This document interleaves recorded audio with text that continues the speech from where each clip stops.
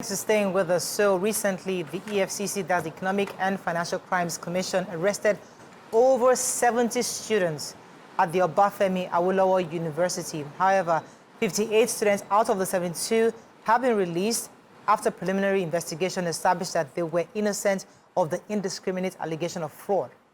Joining us right now on Zoom is 22-year-old Hafiz Junaid, part of the 5 students of the Computer Science and Mathematics in the Department of Computer Science and Engineering at Obafemi Awolowo University, Ile-Ife, Nigeria. He's one of the students that were recently paraded by the officials of the EFCC. And joining us also in the studio right now is Hafiz's father himself, Mr. Adeyinka Junaid. He will also be, we'll also be having at some point a representative of EFCC on the show to share with us what happened. But let's start with Hafiz's father. Welcome to the show, sir. Thank you very much. Good to have you. Same.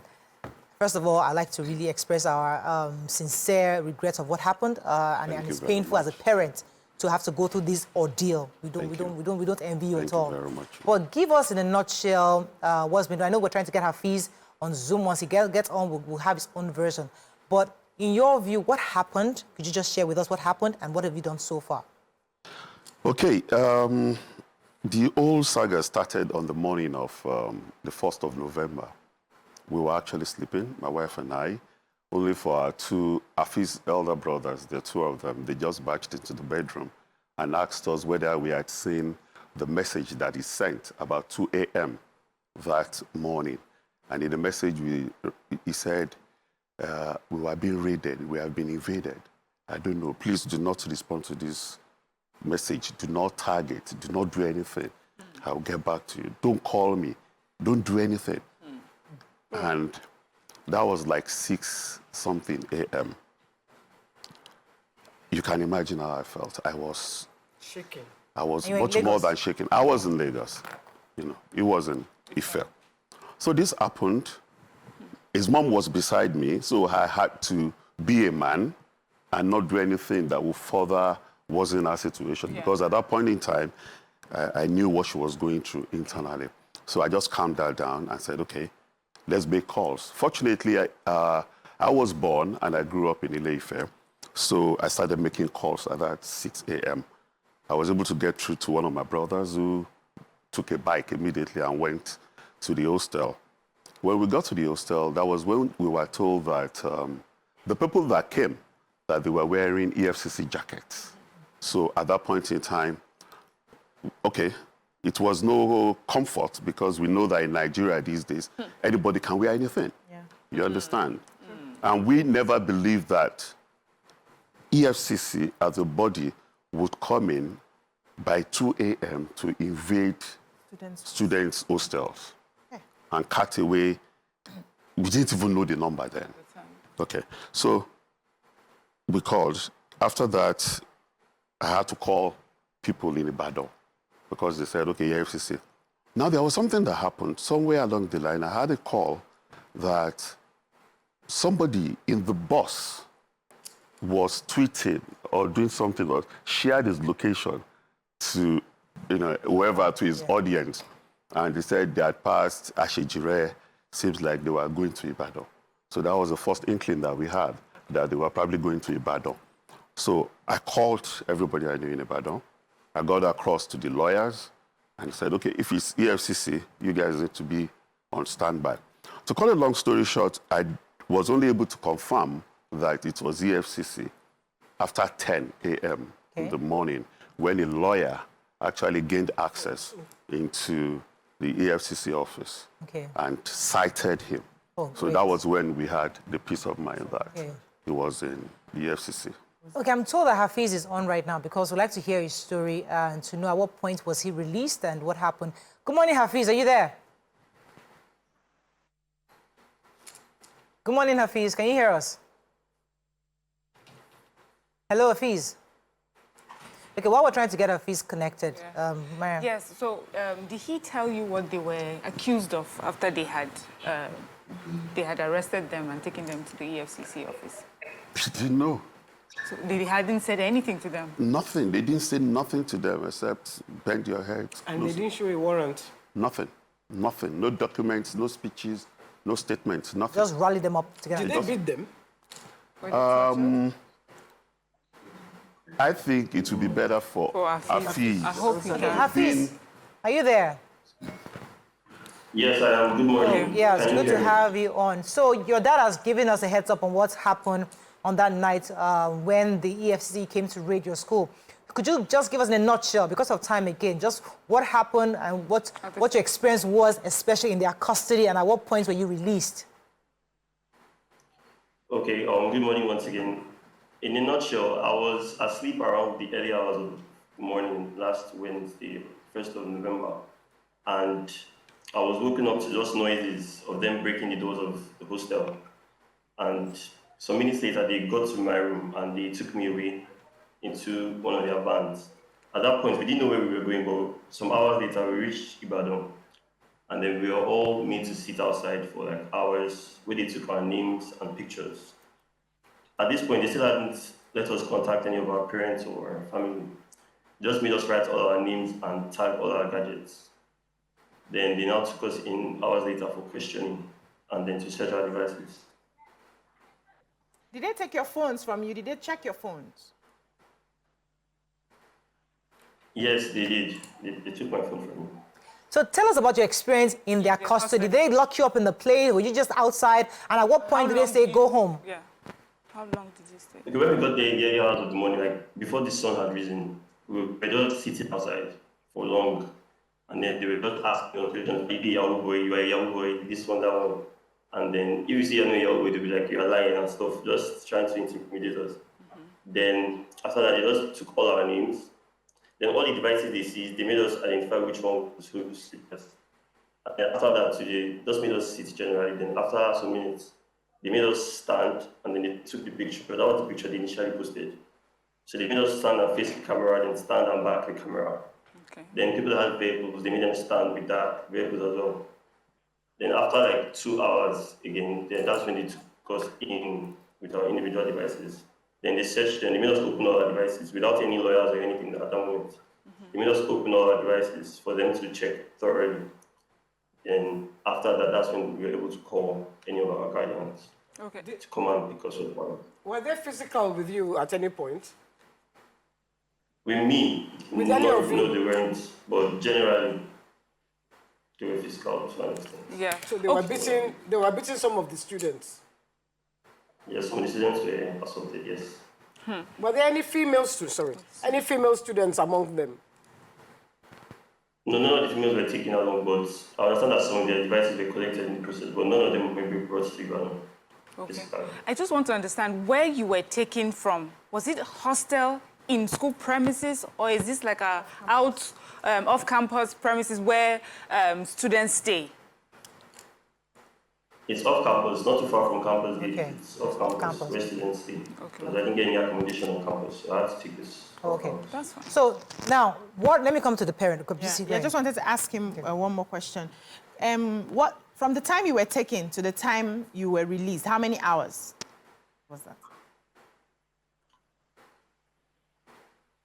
Okay, like 16, 15 hours, roughly. With food? They give you food? From 2 a.m. to about 8 p.m. Yeah. Wow, the next day. So Okay, roughly- we'll come back to you. Now, so he was probably amongst the 50, I believe, 58. that were released, 58 that were released. And after he could be released, you're demanding for an apology Yes. from EFCC. Tell us why. Okay. The EFCC went into a school.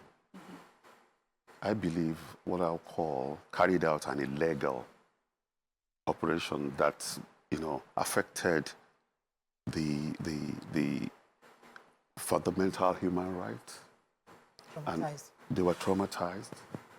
They took everybody, which runs against all the norms of security operations anywhere in the world. They did this. They not only did that, they went out, they printed their pictures and announced on all their platforms that 69 OAU students have been arrested for suspected internet fraud, and they listed all their names. They listed all their... If you Google the names of any of these children now, you will find the EFCC narrative. You will not see anything else. And this is one of the reasons why. They have taken 11 people to court. Mind you, taking people to court does not mean that they are guilty. Yes, until it is proven otherwise. it is the competent court of law that will condemn them and say they are guilty. Now, let's take 11 out of 69 people. That's like 16% or thereabout. If someone sat for an examination and scored 16%, that's a woeful failure. So what EFCC has done is a giant security failure, because you went somewhere, you rounded off 69 people, and at the end of about 2 weeks investigations, you've been able to actually send 11 to the courts. So the 58 that are there, the issue right now is these kids are so traumatized. You are saying, people keep going back. You invite them to come back, to come and sign register. Nothing. You just sign. Some of them, like Hafiz, have collected their devices back. Some still have their devices held. So there's nothing. We've not had any information. There is nothing. You just say, come back, go, come back. Is he still going back? Yes. Till today? Yeah, it's due back sometime this month or early next month. Let me take this call. Come to you, ma'am. Good morning. Thanks for calling. You're live. Good morning. Morning. Okay. It's quite unfortunate what's happening at OAU. I'm actually an ex-student from that place under Professor Rogers' regime. But I don't want to talk about the school itself. I want to talk about the agencies, whether EFCC, whether NDLA, whatever agency we have. If there is one thing that is lacking, right from when we got independence till today, in all security agencies in Nigeria, is just orientation. That is all. Orientation. You go outside the country, before they barge into your house, they have to knock. They have to have a search warrant. But here, we see our victims, our targets as animals. We just go in, barge in, pack them up, put them in the box, and take them off. If that doesn't stop, it will continue. We'll keep harassing ourselves. That's what I have to say. Thank you. Miriam had a question. Yes. Go ahead, please. So I actually have like two. One is for Hafiz. I wonder, how is it going back into school? Do you feel a certain way? Are you treated a different way? I'm told Hafiz we've lost. He's not there. Hafiz, are you there? Can you hear us? Yes. Hafiz, how do you feel? How do you feel since this arrest, knowing that your name and your picture is out there? How are you able to, reintegrate back into school? How has that affected you? Hello, can you hear me, ma'am? Yes. Yes, okay. Actually, for the first few days, I couldn't go back to school because I was just feeling like all eyes would be on me and people stigmatized me. But my mates and the students' union and seeing all the support that they gave to me and really turned up immediately after the incident, really supported, it really helped me. Yesterday was my first time back in school after the incident, and getting into class, everybody was just being supportive and nice to me. So let me just ask the second more quickly. Okay. Okay, I'm happy to hear you also mentioned student union, because I wanted to find out what the school was doing alongside your parents, in asking EFCC to do the right thing. So, has there been any support from school? The school authorities, that is. What I heard was that the school didn't really say much because it didn't happen on their premises. But I know that the students' union itself, the body itself, has been really helpful, even in getting lawyers for people that didn't have lawyers. But from the school itself, I haven't really heard much, personally. Okay, let me play the devil's advocate for a minute, because to have a robust conversation, it's always good to see things from all the sides. The EFCC can say, I didn't come into your OAU to raid any school. It was outside, first of all, and I have a mission to investigate or to barge into. I'm legally empowered to go into anywhere. I have the right to go into anywhere that I suspect they might be doing illegal activities, right? So that's on their end. So they barged into that hostel. Now, they said they rallied up 70+ students. Some of them could actually, indeed, maybe be involved in illegal activities. Possible. Now, they're saying they don't have enough information or they don't have enough this international technology to determine where the hotspots are. They just gather all of them first, bring them. That's the crude way we arrest in this country. Let me just gather everybody else, bring them to the station first, and then begin to ask questions. That's how we've been doing it. So in our own, from the EFCC's point of view, I didn't do anything wrong. I didn't know your child was in that place. It was an external place, and I summed up everybody. How would you, if that's what they're saying, what would you say to that? How would you respond to that kind of situation where they're saying they're empowered? Okay. Now, thank you very much for that question. Personally, we seem to underestimate the capacity of our government establishment, government agencies. Believe me, they are well equipped and well trained. Yeah. Well equipped and well trained. I will ask you a question back, probably for the EFCC. That day, before the end of that day, before our kids, the 58 that were discharged, before they were released, the EFCC chairman came out and banned such operations. That says something. Yeah. That says something. They have also done something. They have expunged everything that they sent out regarding that event from their website, from all their social media handles. Okay. They know what to do. So that just answers the question. And the level of If intelligence they had they done have. something right, correct, they would have. I don't think they would have taken. So they've done some right things, but now you're asking for an apology.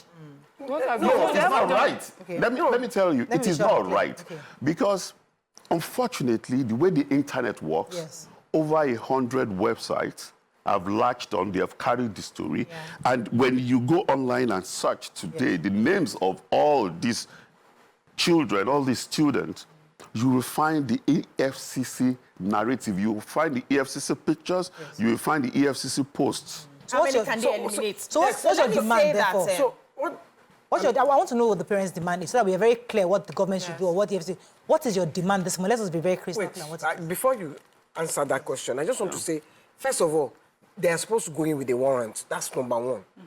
Number two, even if you suspect and all of them are even guilty, before you are innocent, you are proven guilty now. Why put their pictures out? Why put their names out? You don't do that. Okay. And now you have released 58. So it's a sin to study computer science in Nigeria. Please, sorry. Okay, let me answer the question. What are we asking for? One, the 58 that you have released, we want an unconditional release, a complete, total. Release them. Don't be asking them, has anybody traveled the Ife-Ibadan road? It's one of the worst roads in Nigeria. It's less than 80 kilometers and it takes about 2 hours minimum to traverse. So we are there asking, recently. please, let's stop all this trauma, financial troubles, emotional stress. You are not allowing these kids to go to school. They are not settled. Afis just went back to school yesterday after seeing the clinical psychologist for the second time. So total complete. your bill. On my bill. Remove all the names, clear them. Okay. Clear the records, clear all the biometrics, and issue a letter of clearance to all of them. Fantastic. Yes. So I think the EFCC and other security agencies need to clean up the way they handle situations. Yes. This is 2023. We cannot be doing blindsidedness. We cannot be doing guesswork for this kind of thing. If your intelligence is not proper, is not correct, do not go in. You can find a way to isolate those people. They go out, you observe them, isolate them, and pick them one after the other till you get it. And you must not even question them without a presence of somebody, their lawyer or anything. You don't do that. It's not at this point. And also, one of the reasons why we've allowed people to handle things with impunity is because we're always afraid to do the right thing. We're always afraid to fight the fight and follow to the end. I like the fact that you're seeking for apology. But have you negotiated with probably other parents of the students to carry out like a class action? This is an infringement on the human rights of your children. Yes. Last Friday, exactly, precisely. I'll let you answer that question after the break. I have to go on the break. Let's go on the break. We'll break. Staying with us. We have to wrap up. Let me let you answer business questions and we move on. Please, you want to In, wrap up? in terms Class of what are you action. doing with the Other other parents. parents of the students? Are you Yeah, class looking at a class action to deter this from happening again? Right now, we are not looking at, we are looking at all options. Because one of the things we are looking at is that the EFCC would behave like a responsible agency, a responsible body, accept their guilt, and just do the right things. We have not even thought beyond that because we know that this story is not just limited to Nigeria. I'm sure even the president, the office of the president must have heard. The attorney general must have heard about it. Yeah. So we expect, because this thing is one of the things that will give the youths of the country the confidence that this government really loves them. What's the best for They have want to- the best for them. Unfortunately, I have to wrap up, but I'd like to end with this comment because it says that the place the students were picked was not a hostel. This is a covert operation, and they pick up everybody there, you know, and they now go for due diligence. However, the parent is right that the AFC must apologize, must issue a public apology for these students. And you're right, because of the records. Because if you, I think it was BC or someone that said it earlier, that if it was somebody who didn't have an educated parent, it sort of happened and would have just moved on. I said it, but yes. yes, but also I just want to say that for me, I agree with the parents. Most importantly, their records need to be expunged, Yes. and they need to be given a clean bill. Yeah. Let go completely. Absolutely. We don't want a Hafiz one day trying to get a job abroad, and then the company abroad just types Hafiz's name, and the first thing they see is internet fraudster arrested. See, this reputation is very expensive. And we cannot, you should not allow that your children who haven't done anything to be placed on internationally as who are fraudsters. So EFCC needs to do what's best by these children, and they need to do it very soon. I think we have to wrap up that. We have- Unreserved We have a apology. health segment next. We have to go on a break. Thank you so much, sir. Thank you so much, ladies. I really, Thank really you. appreciate it. God bless All right, you. let's go on a I quick, really very short break. When we come back, we'll bring in our doctor. Stay with us. We'll be right back.